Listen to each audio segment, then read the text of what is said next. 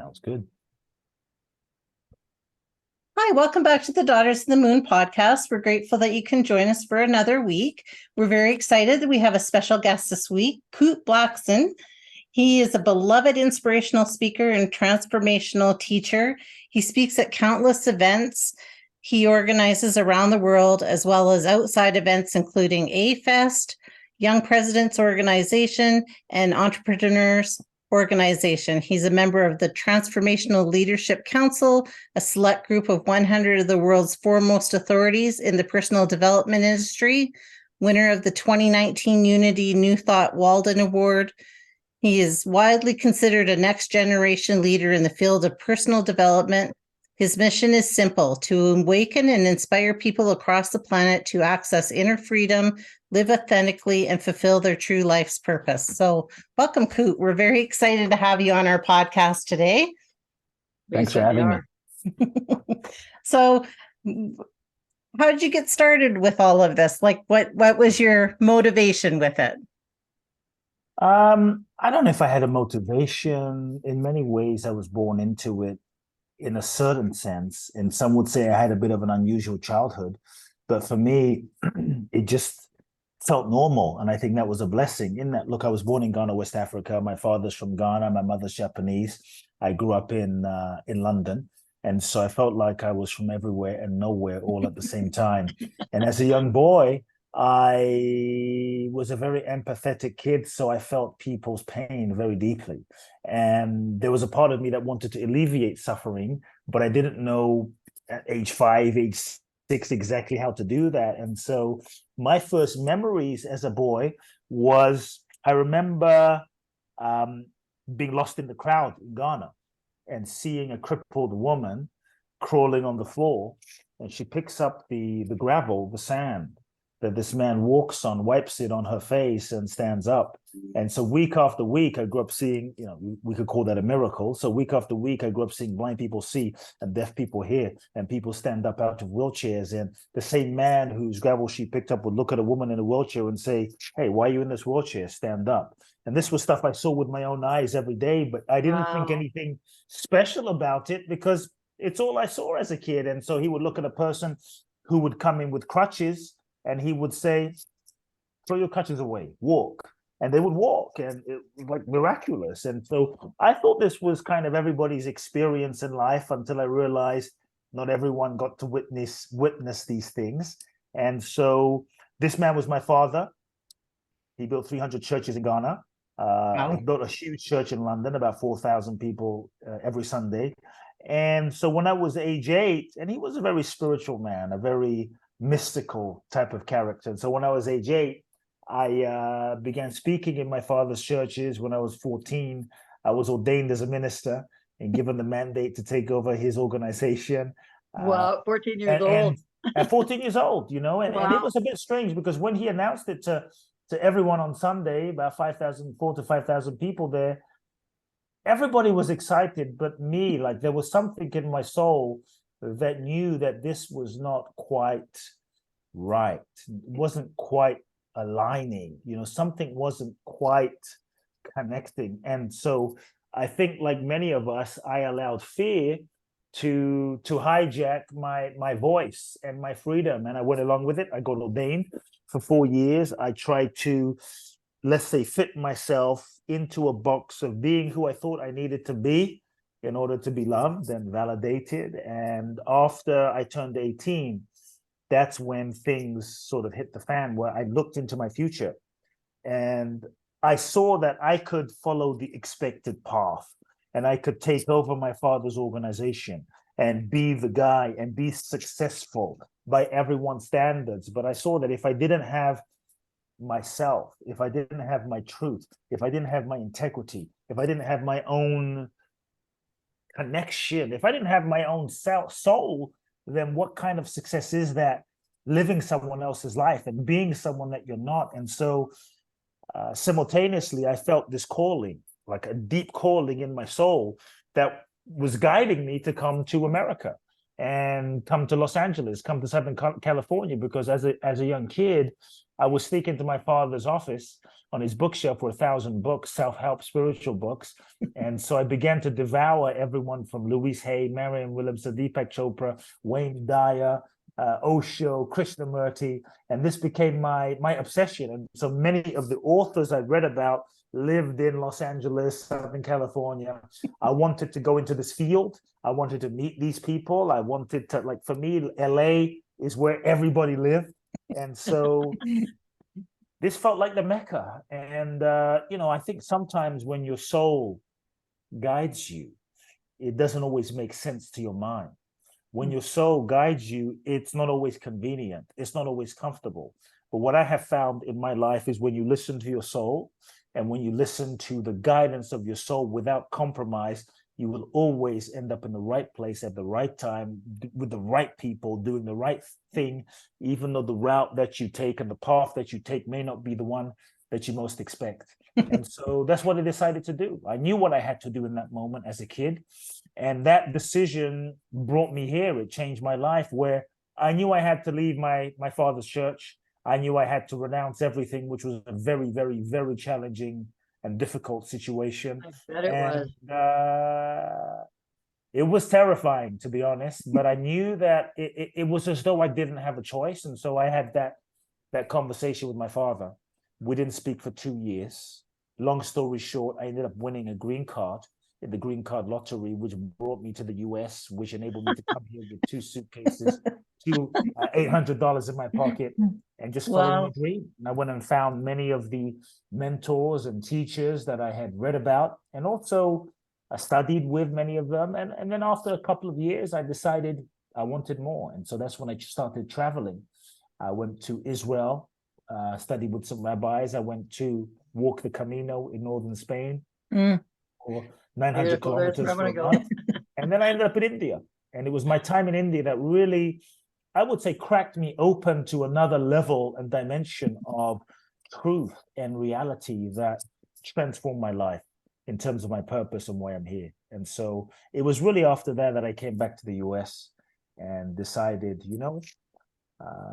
it's time to share some gifts with the world. And 20 years ago, I began coaching people before coaching was popular, and sort of devised my own way of working with people, and people's lives changed. And here we are, 2 books later, and seminars and events. And which is amazing. And anything I've ever seen you on, you just got such an energy about you that it's very captivating. And what you're saying really does speak, like for me anyways, it really speaks to my soul.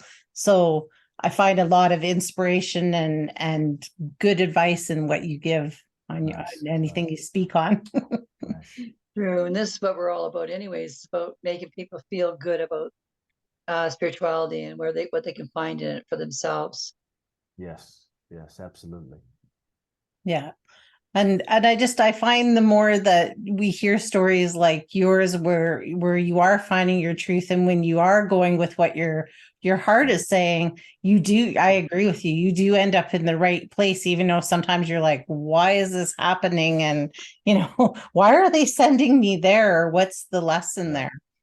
Yeah. Sometimes I think I have found that your true soul's intuition and guidance will not always make sense to your mind, will not always make sense to your logic, will not always make sense to your conscious mind, to your ego, to your personality, because it's arising from a deeper dimension than your mind. It's arising from that unconditioned source, that unconditioned beingness that is not conditioned by past experience or pain or traumas or childhood. It's pure. And so often it won't fit into your current identity, or that guidance won't fit into your current perception. And I think it's good when it doesn't make sense. That's often when you know that it's arising not from you, but from your soul. And I think what I had to learn was to stop questioning the guidance. I think one of the things that stops us, because we all have intuition, we all have guidance. I'm not special. I think there's a part of us at the deepest level that knows everything, because at the deepest level, we are all connected. We are everything. But the mind kicks in, the ego kicks in, and it tries to understand everything and analyze everything, because the ego feels if I can understand everything, then I can then I can be in control. And if I'm in control, then I won't get hurt. So we get this guidance that makes no sense. The ego kicks in, tries to figure it out, make sense of it, understand it as a sort of strategy of control. Before you know, we've kind of talked our way out of the guidance and intuition that is kind of pulling us outside of the known into the unknown, outside of our comfort zone, and then we disconnect from our own knowing, our own intuition. So what I had to learn to do through, let's say, trial and error and a big ass whooping from the universe is because when I didn't listen to my intuition, things didn't go well. When I didn't listen to my intuition, I hit roadblocks. When I didn't listen to my intuition, I fell off a cliff. Things stayed stagnant. But when I listened to my intuition, things were flowing, things opened. And so I had enough of these experiences where things didn't open and things didn't flow and things didn't move to just say, you know what? Whenever I kind of go with this energy and it's moving and I flow with it, things tend to unfold themselves, even if it's not in the moment. Yeah. Looking back, it's like, oh, there's a natural flow in life. So I slowly learned to just, I would feel the nudging. Sometimes the nudging doesn't come like in a loud siren bell. Sometimes it's just a subtle feeling, a gentle sensation, a gentle feeling in the body, or just this very sneaky sense of like, something doesn't feel right. You know, something feels, or just what if you made that phone call? And so what I learned to do that I would encourage everyone to do is just don't question. If you're willing to just follow the energy and don't question it, just follow, turn left. You don't have to understand where it's going to take you and what it means. There's so many things I had no idea what it meant, but I just listened, turn left, turn right, turn left, turn right. And people would often ask me, why are you doing that? I have no idea. Why are you going there? I have no idea. Why did you buy that? I have no idea. But I'm just following this energy and following this flow. And so the more I learned to follow the flow without interruption, without questioning, the more life unfolded in a very magical and miraculous and often unexpected way that was better than I could have planned and imagined for myself.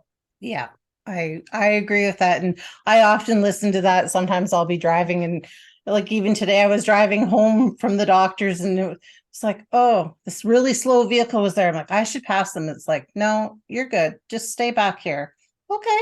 I don't know why, but sure. Like, if we could go a little faster, that'd be great. I got to get back to work. And it all was fine.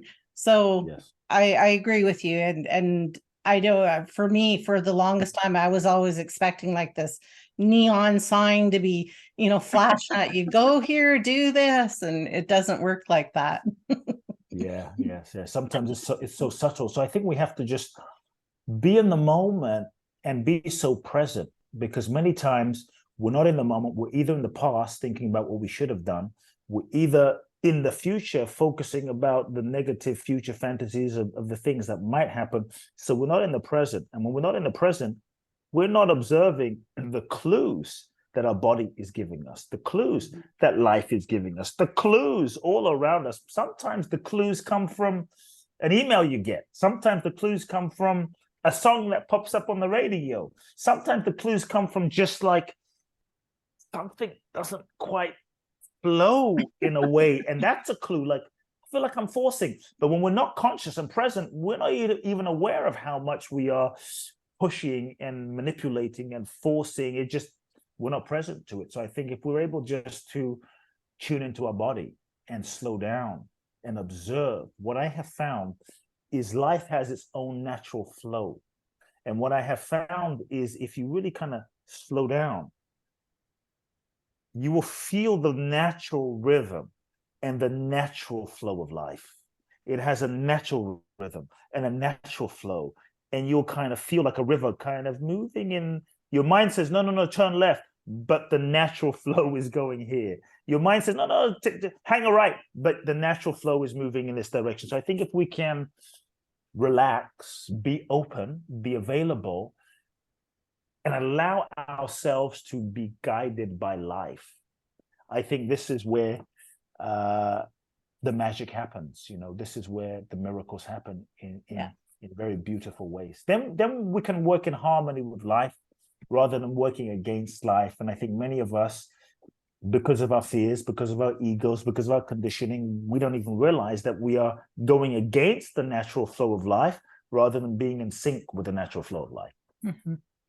So would you say that just like being present every day, meditating, those kind of things would help people to be in that present state, to be paying more attention? Yeah, I think, I talk about surrender a lot. And so we could say, yes, surrender is kind of the foundation of that flow. The challenge is in our culture, people have this misconception that surrender is weak, that surrender is passive, that surrender is giving up, that surrender is waving the white flag, that surrender is means you're going to be a doormat and left behind and you won't manifest your goals and dreams and desires. That surrender means sit there and just do nothing, and just eat some Doritos and watch television and just sit for the universe to show up. So it's not very inspiring. And so I think in many ways there's this misconception of surrender. I'm actually saying, no, if you really understand the real essence of surrender, the real meaning of surrender, then what if you didn't get less in life, but you actually got more in life? And so when I talk about surrender, it is a letting go of control. It is a letting go of the illusion that we're in control. It's a letting go of trying to force and manipulate life to fit your limited idea. It is a taking the limitations off of life. It is being open, being available, so you can sit and listen, sit still, create the spaces, sit and meditate, so you can connect to your soul and tune in and listen. And so for me, part of surrender is that availability, is that openness, because the old paradigm is really about, I call it the ego-based model for creating. And it works, but it's limiting. Whatever we create from the ego, which is conditioned by past experience, and the ego is not able to see the whole picture, is limited. No matter how good, there's still limitations. The ego-based model of creating life is all about asking the question, what do I want? What do you want? You got to know what you want in order to manifest it. And I'm not saying you can't manifest, but I think we've all had the experience where we manifested what we thought we wanted, only to realize that what we thought we wanted was not what we really wanted. And we were left kind of empty-handed saying, is this it? This is not what I thought it was going to be. And I think many times when we come from the ego, what we think we want can be projections of unmet needs from our childhood. We want enough, we want love, we want valued. So if I could just achieve this and attain that and get that, then I'm going to feel enough. But nothing outside of ourselves will make us feel enough if we don't feel enough within. And so for me, there's a shift in question that people can ask. And the question is not, what do I want? The question becomes more about, what is it that life is seeking to manifest? What is it that life is seeking to express? What is my soul seeking to express? What is my soul seeking to manifest? And to feel that, to meditate, to be still, to listen, to be in nature, to tune into your body so that you can feel the deeper impulse of what life is seeking to create and speak and express through you. Then we can get into alignment with the flow of nature, with the flow of life, with the flow of creative energy, with the flow of the universe within us. Then we can get into that flow and bring our personality and our strategy and our marketing and our money and our resources to support the fulfillment of the deep, authentic vision that we're being guided to manifest and fulfill. And so I think if we can learn to be still more and learn to listen more. The challenge is sometimes we don't want to be still because we're afraid. Yeah. People often ask, well, how do I connect with my soul? Be still. Be still and know. But the challenge is we don't want to be still because there's a sneaky part of us that's afraid. If I'm still, then I might actually hear the guidance of my soul, and I might not like what the guidance of my soul is telling me. So if I keep busy, I don't actually have to listen. And so we're sometimes afraid of the truth. But I think if we can start with being still so that we can cultivate listening, and then as we start listening, be willing to tell ourselves and practice the truth. one of the things I think keeps us stuck from surrendering and keeps us stuck from manifesting that next level of our life are all the ways that we lie to ourselves as human beings because of childhood conditioning, much of which is not intentional. It's just conditioning. We've been conditioned to lie to ourselves about what we feel. We've been conditioned to lie to ourselves about who we are, to betray who we are, to get love, validation, and approval from mom, from dad, from society, from those around us. And so I think if we can just start with the truth, like to me, surrender and an authentic life starts with the truth. We can just begin by asking, what lies am I telling myself? What am I pretending to not know? There is no transformation without truth. So what am I pretending to not know? And I tell people sometimes, because it can feel a bit scary to tell yourself the truth, because we're often afraid of the consequences. For me, I was afraid of, if I tell the truth about how I feel as a child, then my dad won't love me. I'm going to be outcast. If I leave my dad's church, then I'm going to lose the relationship. So I said nothing for 4 years, trying to fit myself into a box of what I thought I needed to be. Eventually, I started getting, there was so much pain, and I started getting depressed that I knew I had to make a choice to follow my soul. So I tell people, take the pressure off of yourself of having to take any action. Sometimes the fear of the consequence of the action is what blocks the clarity of the truth of our knowing. And the ego plays this sort of confusion, I don't know, self-protective game to protect us from having to take action. Like, I don't really know what my purpose is. I don't really know if this relationship is right for me. What we know, the truth is we know the truth. We know what our purpose is. We know that this person is not right for us, but we're protecting ourselves. And so if we could just say, okay, I'm going to take the pressure off of myself. I don't have to leave this relationship. I don't have to leave my job. I don't have to, we stay in relationships that we know are not right. So I don't have to leave my relationship or my job, but I do need to just tell the truth. The truth is, I hate my job. Be with that. You don't have to leave. Just that begins a process. I'm not in love with this person. You don't have to break up, but just see what that brings up. See what that unfolds within you. That will begin a process within you, guaranteed. And I think if we can start there, then it will lead to the next step. And then that leads to the next step. That leads to the next step of clarity. That leads to the next step of clarity. And then before you know it, we're in a different experience. We're in a different situation. We're in a different position. So I think if we can just start with the truth, being still, listening, and starting with the truth, that's where things can shift. Yeah, and you can't be afraid of change either at that point. Like change has to be welcomed into our life as we start to listen to our truths and accept the changes that are coming on around us, because sometimes it's so much, sometimes it's like one day can make such a difference in a change, right? Yes. And you look around and you go, oh my goodness, how is this happening, right? Yeah. I tell people, you don't have to accept change. You don't have to embrace change, but if you don't, you will suffer. Right. So you choose, you choose. And this is part of surrender. Surrender is, okay, there's a difference between acceptance and surrender. Acceptance, you can be like, damn it, things are changing. I'm pissed off things are changing. I'm mad that things are changing. But what can I do? I have to accept. That's acceptance, right? Where you're kind of forced to just accept that life is changing, accept that your partner has changed, accept that things are different. But you can be mad and you can still be upset and still kind of be a bit resistant. Right. Surrender is the open-hearted participation to where you say, okay, changes. Let me trust that the universe is working for my highest good. And I'm going to fully open my heart and participate with the changes that are happening.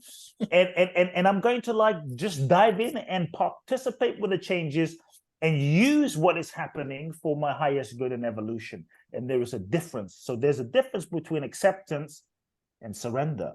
The challenge is most people, sometimes it's hard enough to get to acceptance. That's a big deal. Like, it is what it is. My husband is what he is. Life is this is what is. Okay. That's a big deal where you're no longer fighting what is. I have an alcohol problem. Acceptance. Okay, that's huge. That's the beginning of transformation. But where the real shifts happen is in surrender. And in order for surrender to happen, there is a phase in between acceptance and surrender that most people miss. And this is why we often don't open fully. The phase that many people miss, and many of us miss, is this phase in the middle. And let's call it grieving. Many times, we don't fully allow the grieving to happen, to let go of what was, to let go of who we were, to let go of the life we had, to let go of that person that died, to let go of the vision of the relationship that we thought was going to be, but now no longer isn't, to let go of the career we thought we were going to have, to let go of this stage of our life because now we have matured into a different stage of our life. And so unless we allow ourselves to grieve that, there's often a part of us that's not able to truly let go of that and open to the new, open to the next possibility, open to the new relationship, because we're still carrying some pain from the past.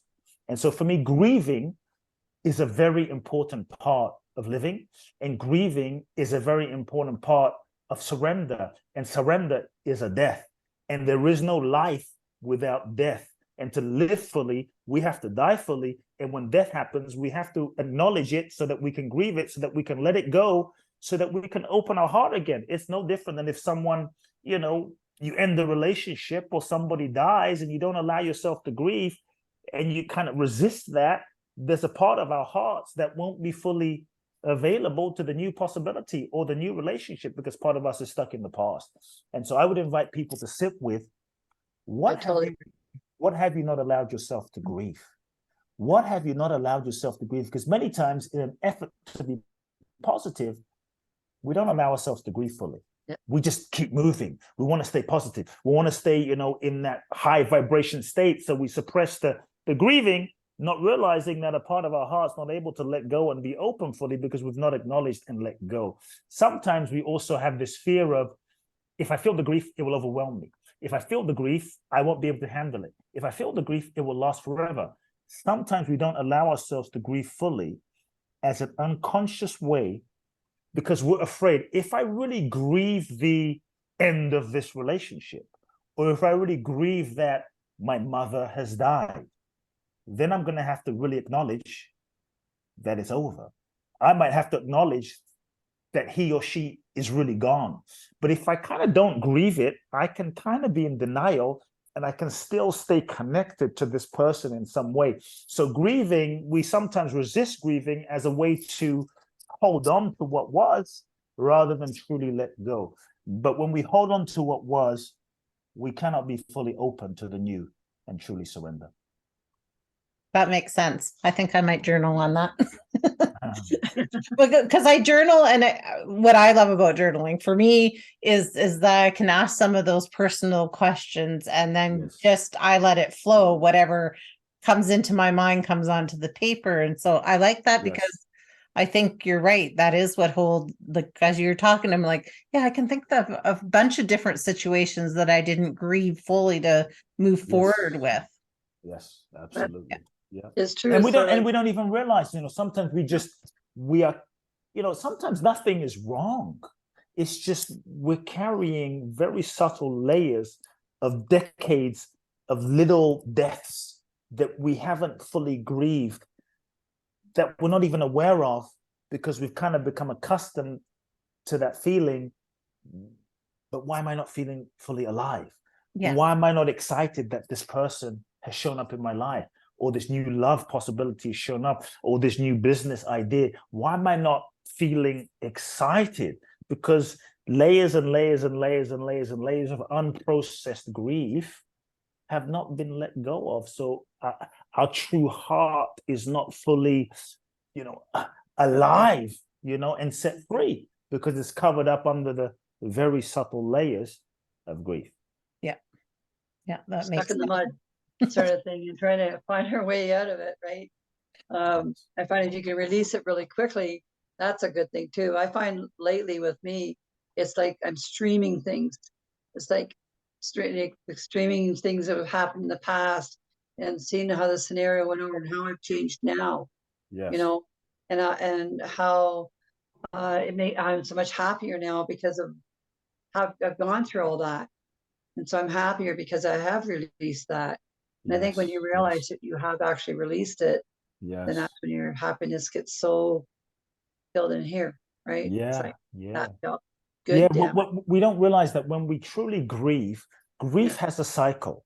It's like an onion. You peel a layer of grief, and then there might be another layer, and you feel okay, and then there's another layer, and then there's more space. And as you let go of a layer of grief, there's more space. Your vibration increases. There's more space. There's more space in your heart for the innate natural flow of happiness and joy that is your true nature.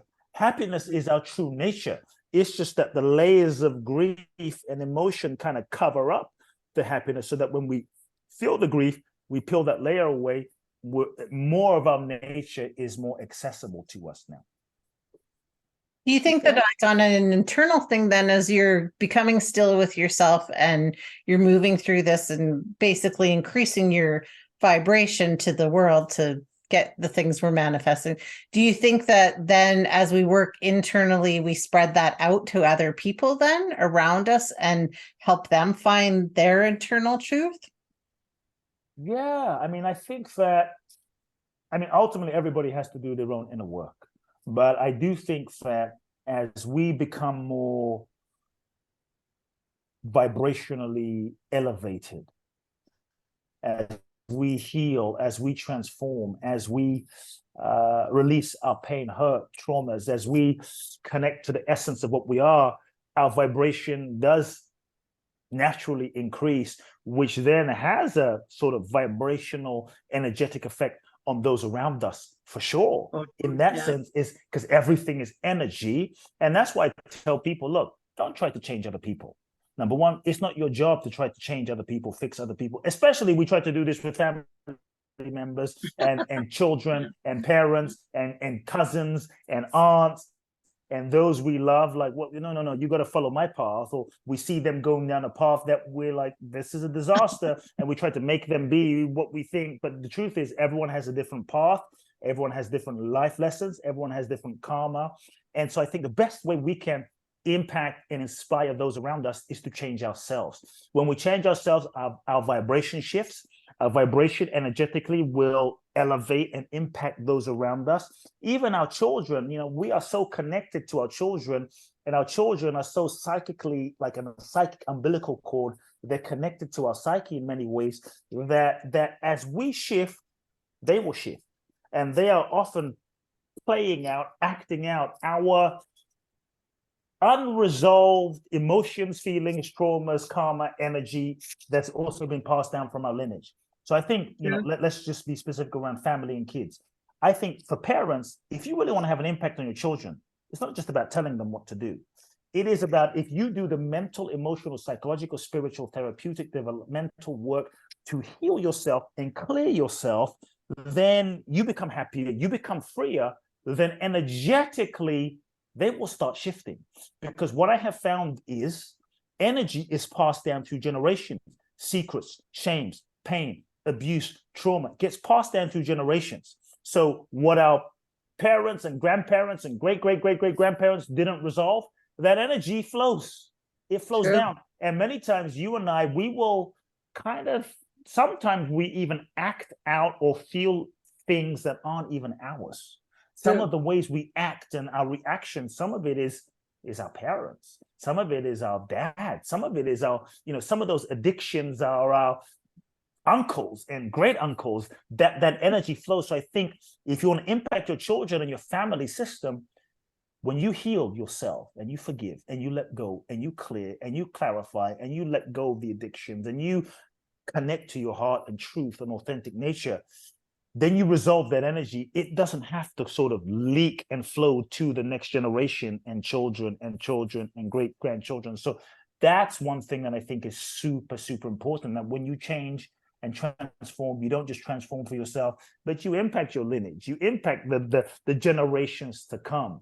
And what I will say is, it's a vibrational, it's karmic, it's lineage, it's family, but also when you heal, your vibration rises. When you heal, you become happier. You become more aligned. You become more free. You become more joyous. Your life and the fruit of your life begins to show more abundance, more beautiful relationships, more connection, more harmony, more love, more flow.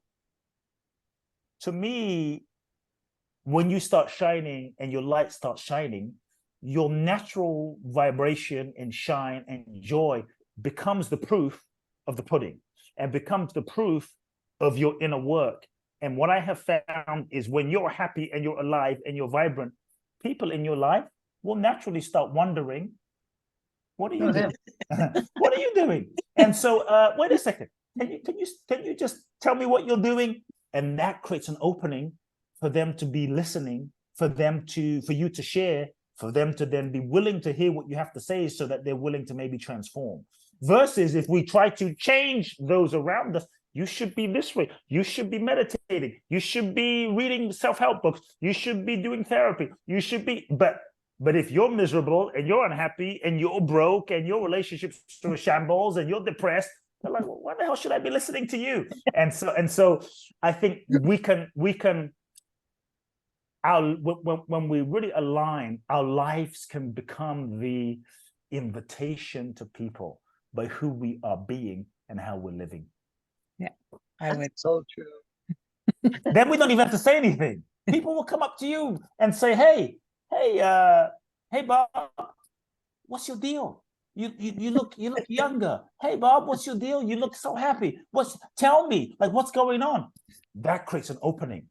That's true. It was like I had this interesting conversation years ago with this guy who was vegan. Okay, I'm not vegan. Nothing against vegans. Nothing either way. It's all good.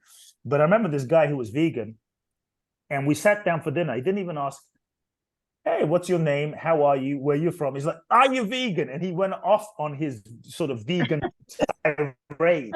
I was like, you're not vegan, and you should be vegan, and you're evil for not being vegan. Basically, you're going to hell if you're not vegan. And I can tell you, I wasn't very open to having a conversation with him. And the truth is, he didn't look that healthy. His skin looked like crap. He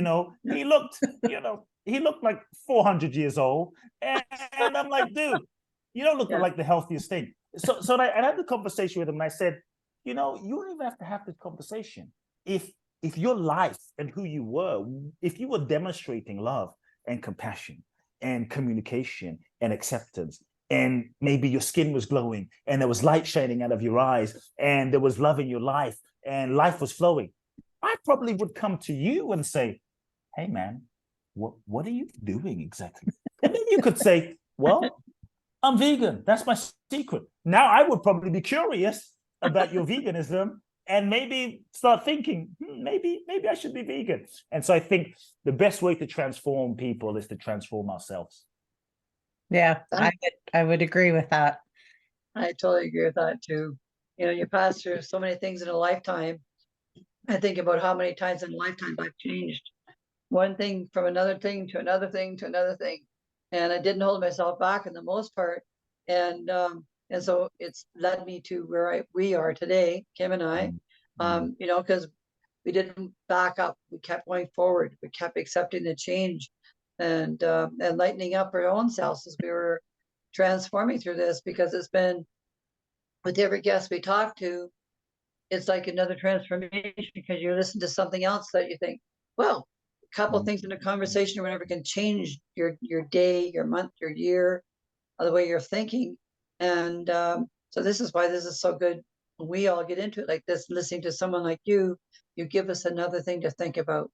You motivate us another way to change, Yeah, I would agree with that. And it gives you thought to take away. And yeah, I feel very blessed that this podcast came to fruition, because yeah, it was just an idea, and then it now is all of a sudden just kind of took off, and it's like, wow, I didn't even expect that. But you throw yourself into it, and it does it, like, it makes you happy. So you're right, you live at this, you elevate yourself to be able to meet those things that you really want to accomplish. And that's right. and share. And like for myself, and I think for my mom as well, is you feel like you're being of service to the world and doing our part in the humanity to make the world a better place. Yeah, and how beautiful you get to do this with your mom, right? Yeah, absolutely. You and your mom. This woman held you in her belly for 9 months, and she saw you when you were in your diapers and poop in your pants, and she stayed up all night. And all these years later, you both get to do this beautiful podcast together. What a karmic soul blessing that you both have. You know, your mom must be so proud of you, and to do it with your mom is a beautiful thing. Really. Yeah. And to meet people like yourself and to share your wealth of knowledge with other people, to me, it really, for us, it just soothes our souls and makes our hearts happy. Because you have you and like some of the other guests we've just had such amazing guests, and I feel very blessed that you came on to share your information and vibration with everybody, because it's incredible. Thank you. I'm a big fan. Thanks. So, well, we really do appreciate you being on the podcast with us, and really, anytime you'd like to come back, we'd love to have you. And yeah, I'd love to share also ways people can get in touch. Yes, please do. Yeah. I would just invite everyone, if you're inspired, 2 things. Check out, actually 3 things. Check out my book, The Magic of Surrender. It's available on Amazon. Get the paperback version. It's full of nuggets. I give away the gems there. The second thing is, I would say, if you are someone that you feel you're ready for the next level of your life, if you feel you're ready to heal, to transform, to release those subconscious blocks, to free yourself of conditioning, to connect with your authentic self and share your gifts with the world. Twice a year, I've done a very special life-changing event to Bali. It's 12 days, and it's some of the highest level of my work. And so if you're ready to really get unstuck and elevate yourself to that next level and fulfill your destiny, this December, the 5th through the 16th, that's the 5th of December to the 16th, it's a very special event. It's called Boundless Bliss, the Bali Breakthrough Experience. You can go to www.boundlessblissbali.com. That's boundlessblissbali.com. You can find out all the info there. Watch the video. You can apply once you go there, and you'll get an interview, and we'll explore possibilities. So this December is actually the final event I'm doing in Bali. And so I'm very excited to talk about changes. I'm excited about that.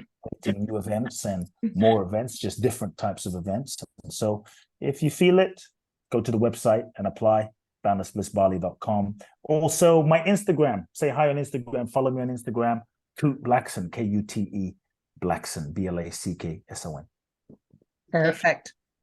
Wonderful. Well, we will include all of those in the show notes as well, so that people can find you and get on board, hopefully, because like I said, I'm a big fan, just because I really, anytime that I hear you speak, I just feel very motivated, and just really can feel the love that you have when you're teaching the things to people. And I think that's just a really great thing. So thank you.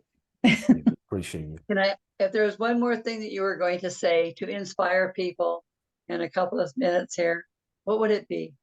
What would you say to inspire? What would I say to inspire everybody? You are going to die. Okay. You are going to die. And I would invite you all to feel that. Me, okay. You, Jesus, Buddha, Mother Teresa, Martin Luther King, Gandhi, Mandela, Bruce Lee, Muhammad Ali. I mean, the list will go on. You were born and you will die. It is the only guarantee. And so if death came, and none of us know when that moment will happen. I hope we all live a long life. But the truth is, life is precious. Tomorrow is not a guarantee. Tomorrow is not a right.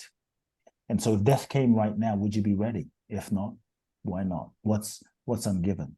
what's unsaid, what's unexpressed, what's not forgiven, what grudges are you holding on to for no reason, because at the end of your life, none of that stuff will matter anyway. None of that stuff will mean anything. And at the end of your life, you will take nothing with you other than the evolution of your soul and the lessons that you learned. And when you meet your maker, whatever you believe, you can't go to God and say, hey, God, can I get a refund on those 2 years I wasted in that relationship? Not even God can give you a refund on the time. No, can I get a refund on those 5 years I wasted in that job I hated? It's gone, it's done, it's over. And so how would you need to live your life in such a way? Whereas if death came, you would have no regrets whatsoever. Live it now. This moment is precious. So stop waiting for retirement. Stop waiting till you're healed fully. Stop waiting for the astrology stars to align. Stop waiting for that special date in the future. Stop waiting for that special occasion that may never come in order to wear that special dress. Do it now, because this moment right now is the very occasion you have been waiting for. Right now. Beautiful. That's well said. Thank you. Well, thank you very much. We really appreciate it. And wonderful. We're overwhelmed you come and join us. We really are. And we really are grateful. Thank you. So Yes. thank you. Yes. Thank you both. So, Appreciate it. and everybody, please follow and like us on Facebook, Instagram, subscribe to us on YouTube, check out our website, and we appreciate you, and we will put everything in the show notes so people can find you.